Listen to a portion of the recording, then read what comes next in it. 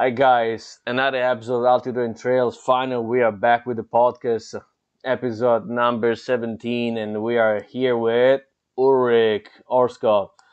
How are you, Ulrik? You look so beautiful and shiny. Good, thank you. I am. Put on heaps Oh of yeah, lotion. you look really great. So we've been silent Same for to a you. while, but thanks. We'll be silent for a while, but we're gonna have a nice topic today. We're gonna talk about the Chimeras, our launching, our making of. So let's deep into the making of the Chimeras and see what we're gonna talk about. It's gonna be nice because I miss you, man. I miss you a Miss you lot too. since that trip.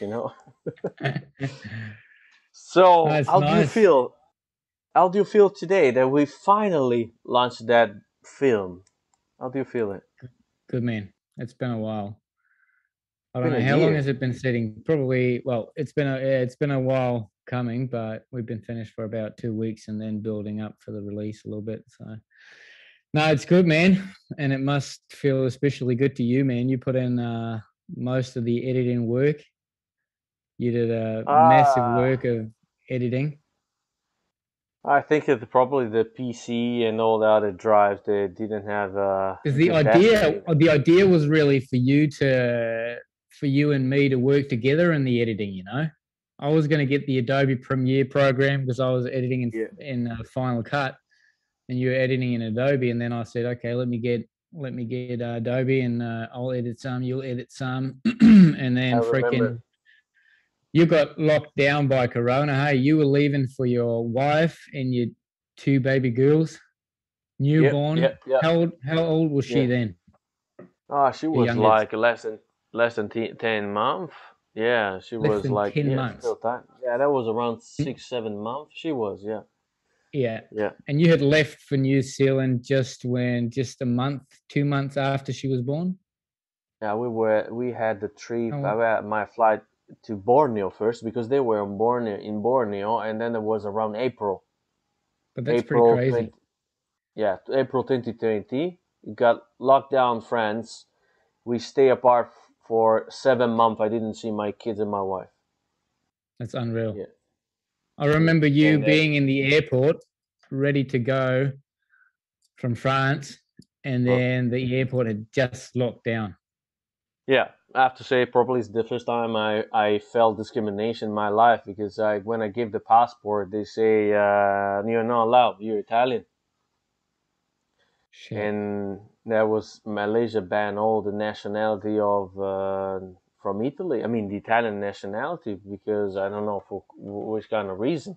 Even if my Mm, residence yeah, was France.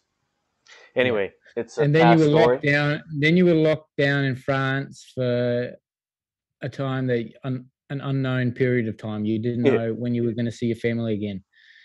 And then I remember, I think maybe a month later, you had probably done half the film or something. You'd done the trailer, you'd done, yeah, yeah. and then a week later, boom, it was there, 80% I, finished. I think that I remember even the call that we had, and they say, man, see, if I didn't have this You movie didn't to give me a edit and chance, man. to put my mind busy, remember the call Yeah, that I said I will get crazy, yeah, thinking yeah, too much and stuff, yeah, and at least I have the video to edit and to put yeah, myself focus on something that was yeah, not just my family. yeah. Anyway, we got it, we Mm. launched it, and then yeah, probably it's 25 minutes. It's a bit too long, but I don't know. There's It's not some. too long, man. It's 3 weeks of footage. That's true. That's true. So actually, Mm. let's dig into it and talk about what actually happened. So we spent an entire month together, October 2019 in New Zealand. Was it I a probably month? just Was it 3 weeks?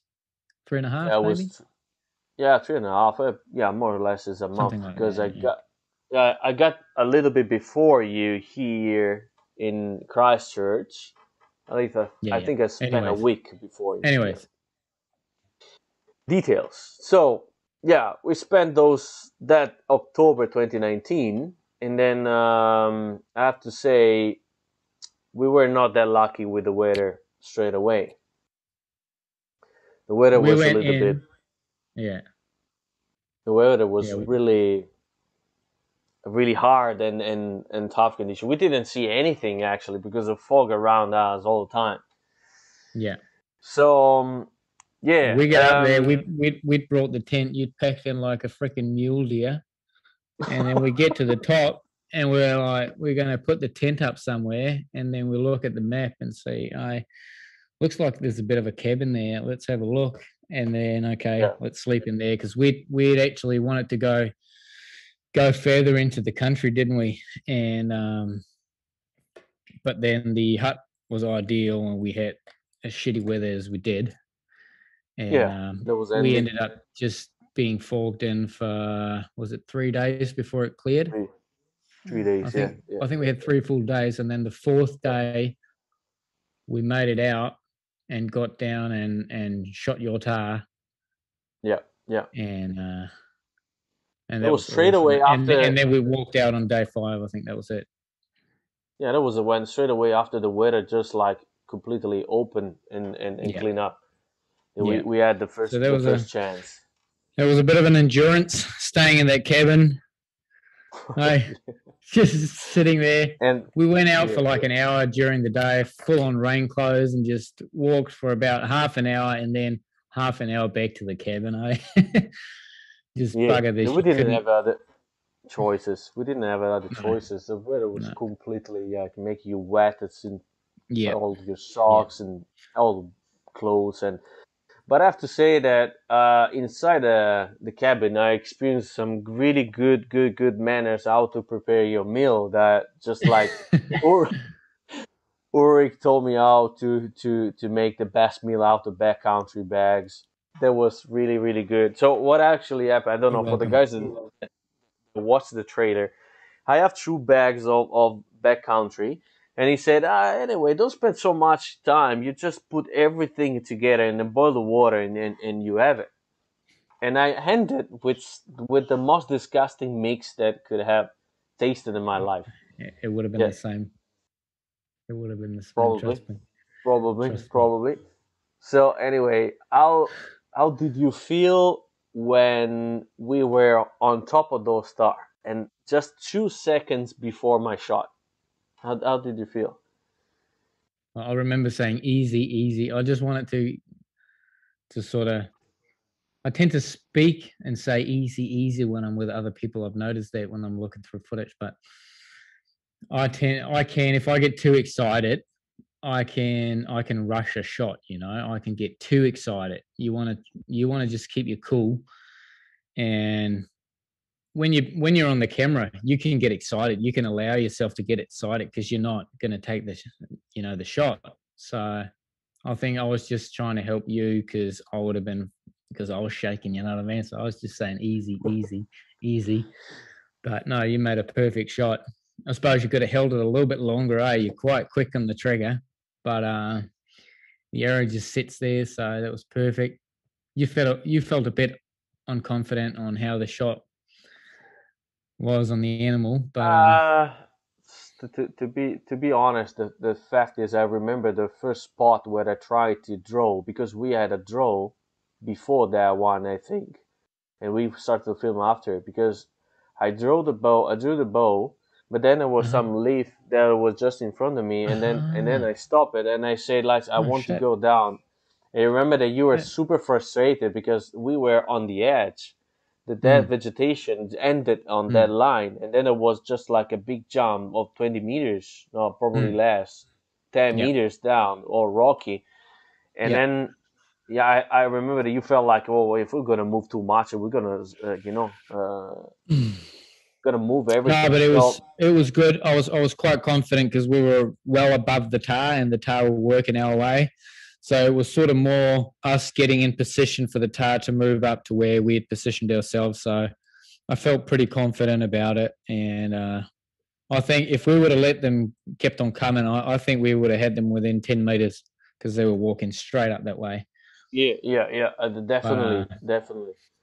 but it was awesome, eh? It was an awesome way to do it. Spotted them far away, and we'd been bunkered down for that long in the hut and just getting so frustrated of not being able to go. And I don't think I remember seeing Did we see the forecast? Did we know that the weather was going to clear? I think we did. We I think we must have did because just on the third day. We would have seen that we could go out on the fourth day, because otherwise it would have been too much. But no, it was good, man. It was a great feeling of relief. And then, yeah, your first tar. How did you feel? What an effort. that's to be honest, it's like I mean, I would be really, really, really honest. And then you have this experience, and then you look up what you've done before. I'm talking about bow hunting, basically in the forest and the country that I had in France where I could practice. But when you are in a country like that, like New Zealand, I'm talking about public land, and then you try to achieve this thing. You try to get an animal with a bow in such a strange country, rough terrain. It's like everything of yourself is into it. There's not any other parts. There's no focus on doing that, and Mm, it's really really really a challenge because the level of perfection that you have to achieve in that it's pretty high because for it's one of the element is not perfect. I'm talking about mm, if you don't if you don't estimate the distance in a good way, if you mm. especially for the uphill downhill shot, if you're not completely in a good alignment, if you are not Yeah. stable, if your feet are not in a good position, if you're making noise, or at the last moment when you draw you make a noise or whatever, Mm, you're not gonna get your chance. So no. I felt like after the shot I was like, okay, because I was getting into a trance, like wow, I was so much into it that nothing else was important. Mm. And when I finished, that's why I thought like, what the hell happened? Yeah. You know. Yeah. So I No, remember that I was it next to is you, very and intense. and I gave Eva the kiss, Yeah. something that I will never. Oh, that's a lie. That's a lie. I know you want to kiss Oh, me. oh You yeah, we you kiss each other dirty a old lot. man. So No, I noticed no, myself in the film yawning as well. I've noticed myself doing that a lot, because after you've been so focused, so intensely oh yeah, focused for half an hour, sneaking and getting in position, and then you sit down and then you're like, Jesus, that was tough. It's tough on the brain, eh? yeah, yeah. I remember that scene. That's funny. So, okay, so after that, if we go keep going, but guys, stay tuned, stay connected because then the good part is gonna come with the Ulrik shot, and then there's a lot to talk about that. The riding bull. Anyway, I had some guys that told me that where is the third person and in the credits or what, especially when they look at the scene with the drone, and then I said that's Ulrik. Ulrik he has the remote next to me. Ricky Dick down behind the Brigadek is ferns. with a remote. And Yeah. all the drone footage, guys, is done by Ulrik. And Ulrik, I have to say, he managed and he can pilot the drone in a so professional way. I don't know how you can deal those movement of the drone that just like a fluid. So that scene when a drone goes up and we are on the animal, taking the meat from the animal, it's unbelievable. I when I edit that scene, I say, how the hell he can manage to move like this, so fluid. So I was Franco is impressed. too kind with his words. It's not that difficult. A little bit of practice and then a lot of filming, and then you pick out the segments that work well. Oh, I love it. So, I love it so anyways, much. thank you. The editing has done a lot for it. So no, and then that was the first trip, It was the first trip, and and then then we go out, dry clothes, cook some meat, all psyched, and then we're thinking, okay, delicious star, I have to we say, we, we got delicious one. star. Yeah, it was good. We got one, and then we had to try for another one, and then we could have gone to another spot, but we knew where these tar were hanging, and we'd found a different way in that looked easier on the map. So we went. It was pretty tough as well, though, pretty gnarly. Mm. Got up there. Well, I think we went early in the morning that day, and then we pitched the tent probably midday, and then in the afternoon and the evening we went down, and that's when we split up.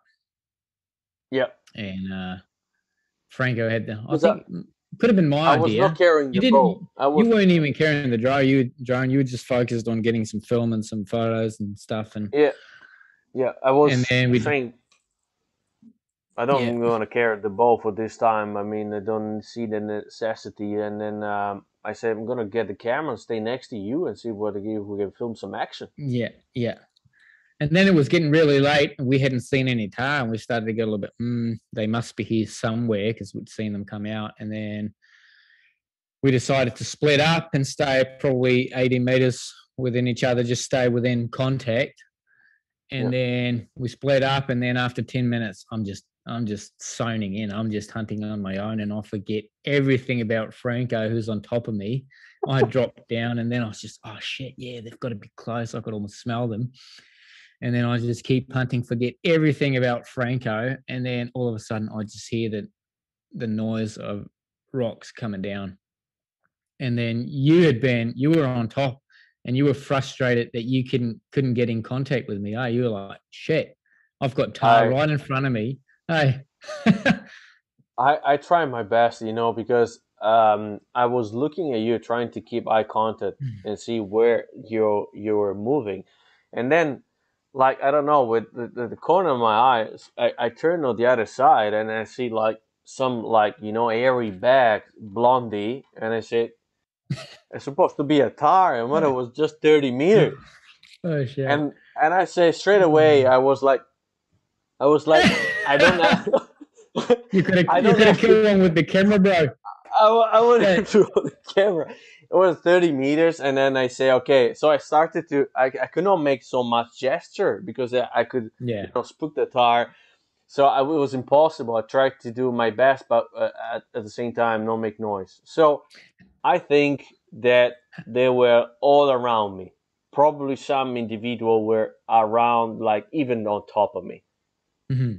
Wow. and I'm not. How I'm did you not the end up? most. How did you end up spooking them?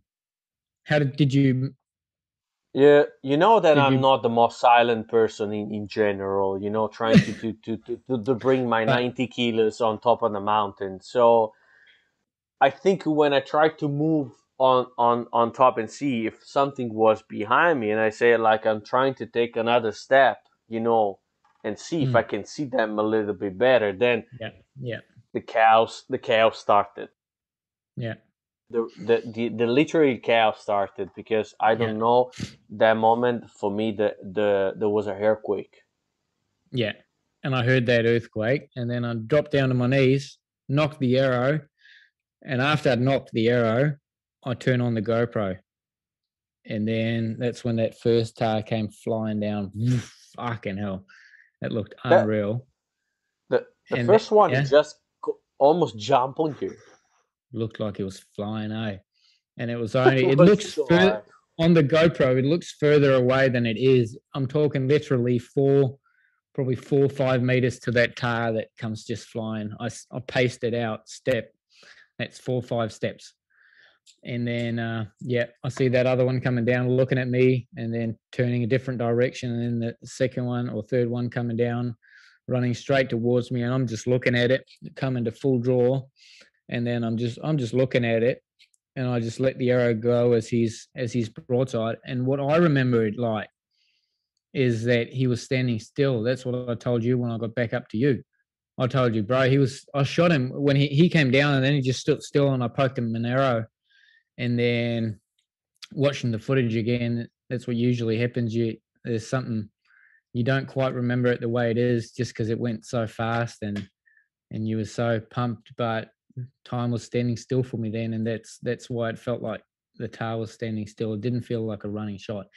And to be honest, that tar wasn't like it was running, and then it was sort of quartering, so it wasn't as full speed as it may look like. But so he was quartering, and then it was just so easy because I was at full draw and I was looking straight at it. So that's why the shot went. Otherwise, I don't shoot running animals with the bow. But Yeah, no, that was unreal because I could see that arrow got the penetration it needed, and right where it was supposed to be. So I was pumped like crazy, eh?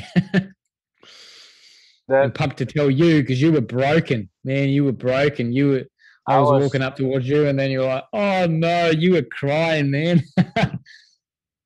Hey, I was like, I cannot communicate with Ulrik about what the awesomeness that I have next to me, and then after a while, I say like that mob just completely run to your location because I know that you are behind that tree, small tree, and they say yeah. I don't know, it is gonna be like I'm gonna see Ulrik. To be honest, I thought like that. I'm gonna see Ulrik on top of the back of a tar.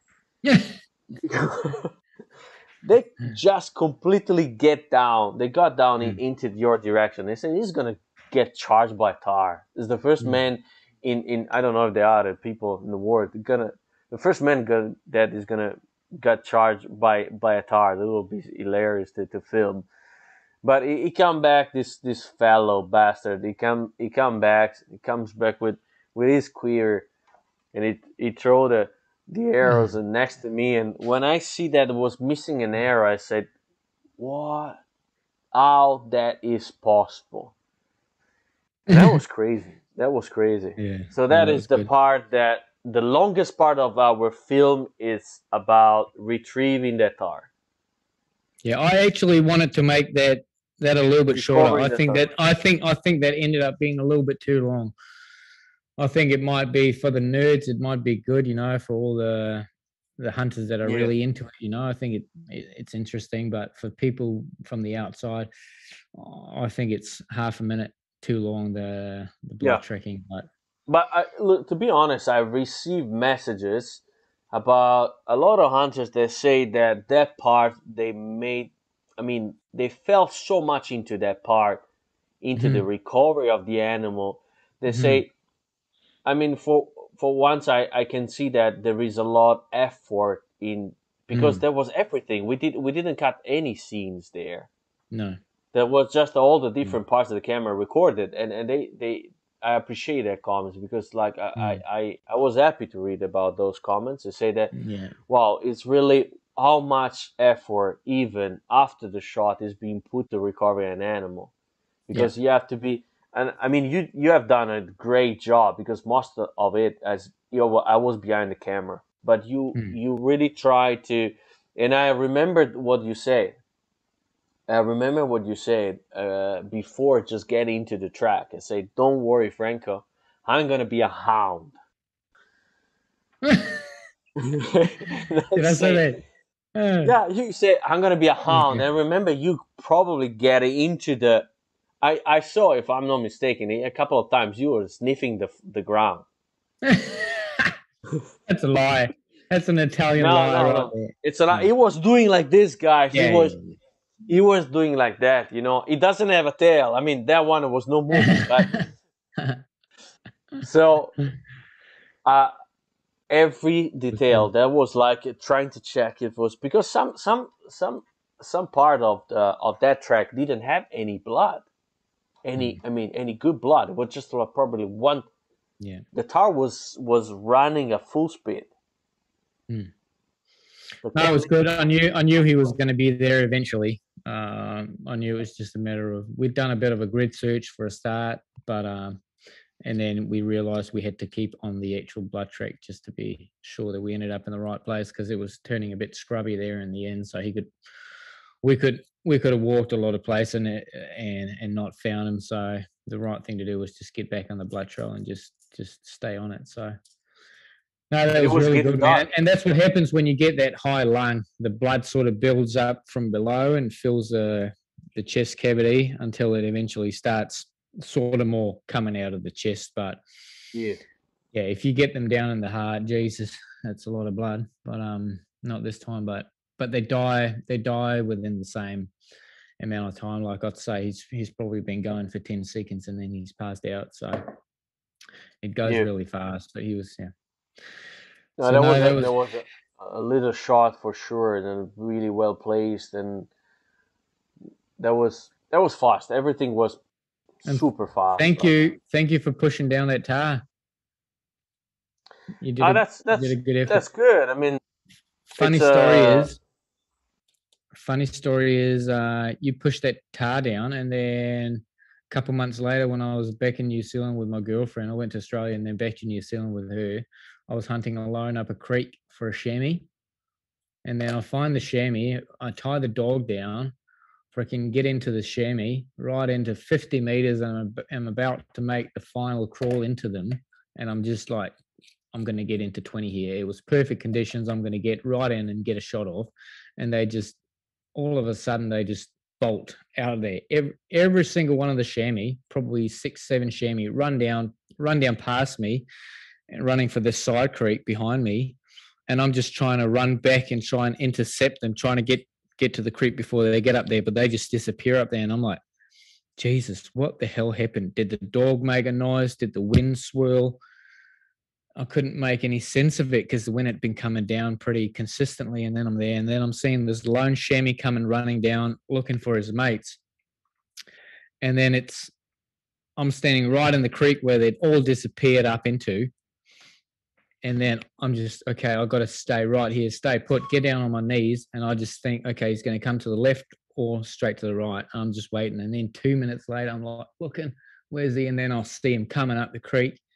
And then I managed to shoot him as well from 5 meters straight through the heart. And I've never seen as much blood. He runs 15 meters I and remember that fast. and he's out. It was crazy. Go back, get the dog, walk up to the chamois, and then freaking hell, I see another hunter coming down from upstream. So he's pushed the chamois straight down into my head as well. So I shot a tar and then a chamois due to another hunter pushing them into me. I start feeling guys, like I'm starting to feel like a bit of a bad hunter on my own, you know. I Like I don't need a think bit of because I think there's some kind of skills or secret skill that you have, like you can manage someone moving, yeah, like X-Men, let's put Franco there, so you did it with the hunter as well. But the fact It's a is new that you concept can of driven hunting. driven hunting, but it's good. But how fast you have to be and use your instinct at the maximum to get a shot like that? It's not easy at all. Bit of practice. Yeah, but Bit of even if you practice. practice, you cannot simulate something that passing in front of you. You know, so that's Go why look it's at Tim. surprising. Go look at Tim Wells. That's out. He's out of this world, eh? He's a crazy man, Tim Wells. Oh, that's Anyways, unbelievable. yeah. So then another things that was really interesting, guys, that we didn't show in that scene when Ulrik recovered the tar. There actually was a tar affected by severe keratoconjunctivitis to one side, and then we Don't were tell him pretty about happy that. about No, the it harvest. doesn't matter. No, Oh, that tar it's was blind. That tar was blind on the one eye that was turning towards me, and that's the only reason I shot the freaking tar. that's No, why you hesitate. he was able to see fine. He just had a little bit of a blur, and he just had a bit of an infection in the eye. Yeah, That's but Darwinism. That's natural selection right there for you. oh, but actually, there's even a good harvest because if you keep that disease in the herd, it's gonna take other animals. It's gonna spread. Mm, Probably they got from the sheep that they are not far from the private mm, land, mm. and the tar, get in and out of all these different lands. So, but what I want to say, yeah, there was even a good harvest for that kind of Reason. situation, and plus you cannot do better. You have two vets on top of the mountains. Ulrik is a vet, and and and then so it cannot make it better. But and I don't know. Probably we have to show because people will not believe this. When Ulrik is on the tar and he's touching the tar because he's happy, because it's a really good moment, deserved. What did you find under the tar? Oh, that was crazy. I found a cast antler from a red deer. That was unreal. I don't know why we don't Under the have that in the tar. movie. We Yeah, should I have don't know that. why they wouldn't. Maybe We not, have but to put it. it was crazy. We got to dig out that clip. I'm just like Franco. Have a look here. Just take out this freaking cast antler from a red deer from right under the freaking tail. It That's was just crazy. sitting, and when it was Yeah, laying, that's it crazy. was lying That's on the crazy. antler. Yeah. That was unbelievable. So that was the good part of the trip, because after that we get into some huge problems.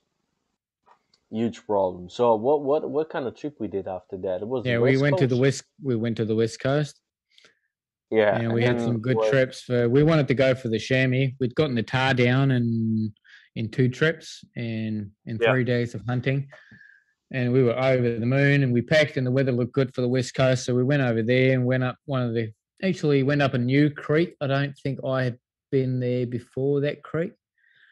It looked good from the map, and then we just decided to go in there, and then spent one day, and then the second day I think it was no, it was coming down on the first day I think, and Yeah. then we put the I put the camera. I went across the creek, put down Franco's precious Sony camera, expensive thing. Put it down on the tripod, right at the level of the water, on a rock, and then we make our cool moves across the stream, and then as I'm 1 meter from the camera, as I'm 2 meters from the camera, probably, I just see it starting to go, and then I'm just jumping, and then it lands in the water, and I get it out, take out the battery, and then we just look at each other. Fuck, that was stupid.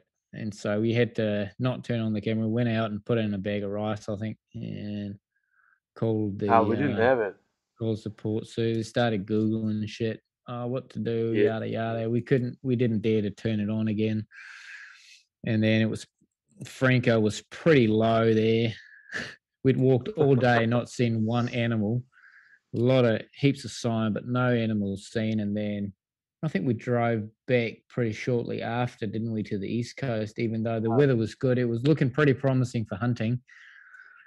But I think we might, I don't know, it was just a bit of I think we're both a little bit exhausted, a little bit worn maybe. And then yeah, it was a bit of a bummer. Did we go Yeah, but back? we got back straight after, because actually we checked and then we didn't have enough time to send the camera for Yeah. a center for repairing, or at least taking out the parts, and then avoiding the the process, the Yeah. oxidation, and the go getting into the electric parts, and then Yeah.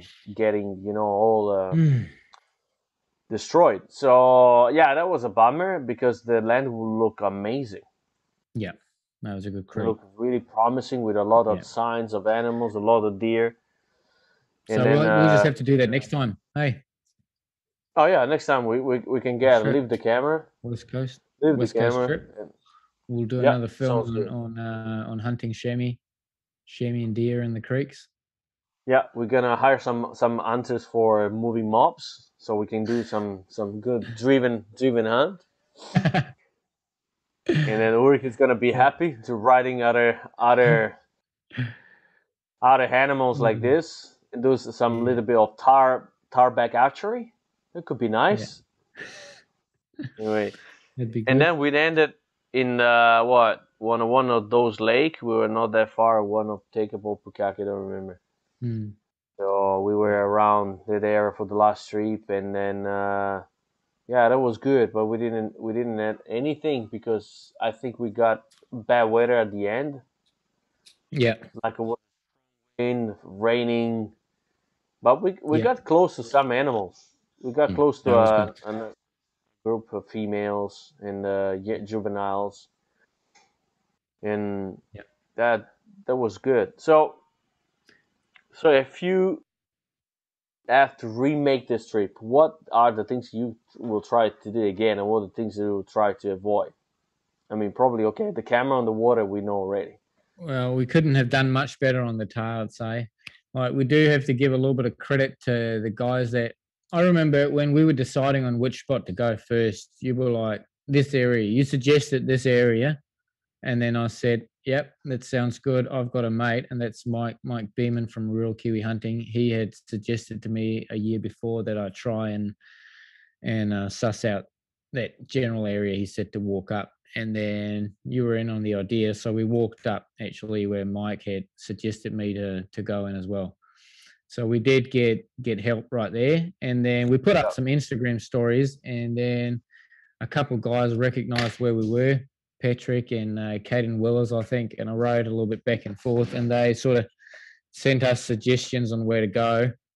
Um, but yeah, we didn't end up going. I think any of those places. We ended up finding the tar low down and in one gutter, but I suppose they were spread out in all of those gutters. It was just a matter of you want to see the tar before you go down there, and we didn't see the tar where they had suggested, so we just went to where we spotted them. And but really appreciate the effort or the help that we've gotten from the Kiwi guys. Um, so thank you for that. Thanks for the support. Um, that was nice. I think it's good to, even if for other people that get into trip or not trying to have experiences in public land, it's good to try to interact with it with locals. I mean, today we have social media, social platform. I think it's easy to make some kind of interaction, and then that could be handy. They could help you. They could, you know, avoid some wasting time, even because like not just about the spot, but there are Mm. even other type of suggestion, like what type of gear, what Yeah, even they know the land a lot better than you because they live there. So yeah. But it's if really not, cool. if you don't get any pointers, I mean, even if you do, you got to keep your expectations low if you haven't hunted the tar before, because public land Oh, tar Lolo. is not easy. It's a lot about the spot, but also about how to hunt them and how to spot them and so on. So if you've got limited time, it's definitely worth it getting a hunting guide to take you around. Yeah, yeah, yeah, That's definitely. what I I mean, say to people. Yeah, in if you've got limited time, and 2000, if you do want to get a tail on the ground, even with a rifle, I suggest you get a guide. yeah, and then I remember 2017. Actually, this is what I did. I was hunting with a guide with a rifle. So, Yeah, but it just because I wanted to get an idea was the country, and then after that, yeah, we decided to make this trip together, and then yeah, I mean the bow hunting on the mountains is not something that you would just try to do like this out of the blue, and look oh, at you even can upon you, the you gear. can you just got to have your expectations low. Exactly, exactly. Mm. So, what do you think about some, because you do a lot of seminars and you have people that get into the hunting universe. So, what are the kind of suggestions you will love to say to the young hunters that probably they want to get into bow hunting and probably they want to get into this type of hunting? It could be any kind of expedition. It could be in New Zealand. It could be when Yeah, this pandemic will probably I get a tell little them. bit better. Yeah, yeah. What I often tell them what that like if they want to get into bow hunting, I ask them if they ever thought about, if they wanted.